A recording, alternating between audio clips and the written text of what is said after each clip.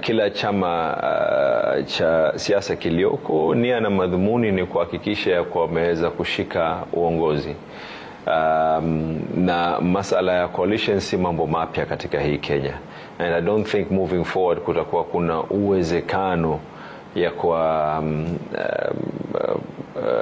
chama kimoja peke yake ndio ambacho kwamba kitaweza kuendesha. Na ndio pale nikasema ya kwa mambo ni mawili, we are either going to be in government or we are going to be part of government, yani tutakuwa na mkataba ama tutakuwa ndani ya serikali. I mean, the third option is not an option, yani si ili la tatu silo jambo ambalo kwamba tunalitegemea, kwa sababu ikiwa huko katika serikali, ikiwa huko wewe sie uliyeunda serikali, la tatu lilioko ni kwa wewe utakuwa katika upinzani.